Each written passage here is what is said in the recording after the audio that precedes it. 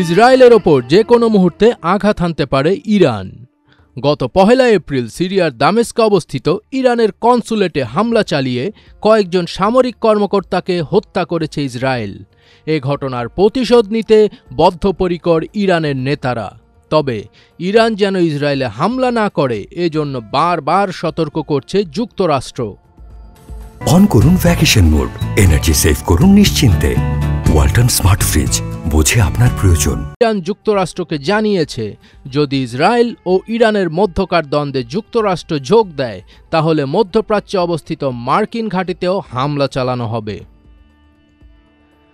যুক্তরাষ্ট্রের 3 কর্মকর্তা বিষয়টি এক্সিওসকে জানিয়েছেন। তারা বলেছেন ইরান মনে করে দামেস্কের কনসুলেটে যে হামলা হয়েছে সেটির সঙ্গে যুক্তরাষ্ট্রের সংশ্লিষ্টতা রয়েছে। ফলে এসব হামলার সঙ্গে আর যুক্ত না হতে তাদের হুঁশিয়ারি দিয়েছে ইরান। এক কর্মকর্তা বলেছেন ইরানের হুঁশিয়ারি বার্তাটি ছিল এরকম: যারা আমাদের ওপর হামলা চালিয়েছে আমরা তাদের ওপর হামলা চালাবো। এই আমাদের ব্যাপারে কিছু বলবে না, আমরাও বলবো না। এর মধ্যে ইসরায়েলের মাটিতে আগামী 24 থেকে 48 ঘন্টার মধ্যে ইরান হামলা চালাতে পারে বলে সতর্ক করেছে মার্কিন গোয়েন্দারা। বৃহস্পতিবার মার্কিন সংবাদ মাধ্যম ওয়াল স্ট্রিট জার্নালের এক প্রতিবেদনে বলা হয়েছে ইসরায়েলের হামলার লক্ষ্যে ইরান প্রস্তুতি নিচ্ছে বলে জানিয়েছেন মার্কিন গোয়েন্দা কর্মকর্তারা। আগামী 2 দিনের মধ্যে এই তীব্র হামলা হতে পারে। নাম প্রকাশে অনিচ্ছুক গোয়েন্দা কর্মকর্তাদের বরাতে সংবাদ মাধ্যমটি জানিয়েছে ইসরায়েলের উত্তর বা দক্ষিণাঞ্চলে এ হামলা হতে পারে।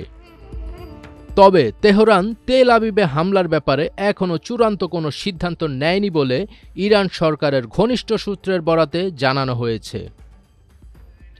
এর আগে মার্কিন সংবাদ মাধ্যম ব্লুমবার্গের এক প্রতিবেদনে বলা হয় ইসরায়েলের মার্কিনসহ পশ্চিমা মিত্ররা মনে করে যে দেশটিতে ইরানের ড্রোন বা ক্ষেপণাস্ত্র হামলা অত্যাসন্ন। হামলায় ইসরায়েলের সরকারি বা সামরিক স্থাপনাকে লক্ষ্যবস্তু করা হতে পারে বলেও জানিয়েছেন তারা। নাম প্রকাশে অনিচ্ছুক একটি সূত্র ইসরায়েলে ও যুক্তরাষ্ট্রে গোয়েন্দা মূল্যায়নের ভিত্তিতে জানিয়েছে উচ্চ নির্ভুল লক্ষ্যমাত্রার ক্ষেপণাস্ত্র ইরান সম্ভাব্য এ হামলায় ব্যবহার করতে পারে। আগামী কয়েকদিনের মধ্যে এ হামলা হতে পারে। আন্তর্জাতিক গোয়েন্দা সংস্থা ও গণমাধ্যমগুলো বলছে সব ধরনের হামলার প্রস্তুতি নিয়েছে ইরান। যে কোনো সময় মধ্যপ্রাচ্যের যে কোনো জায়গায় ইসরায়েলি স্বার্থে আঘাত হানতে পারে তেহরান। এমন উদ্ভূত পরিস্থিতিতে মধ্যপ্রাচ্যের দেশগুলোকে সংযত থাকার আহ্বান জানিয়েছে রাশিয়া ও জার্মানি। রাশিয়ার পররাষ্ট্র মন্ত্রণালয় তাদের নাগরিকদের মধ্যপ্রাচ্য, বিশেষ করে ইসরায়েল, লেবানন ও ফিলিস্তিনি ভূখণ্ডে ভ্রমণ না করার পরামর্শ দিয়েছে।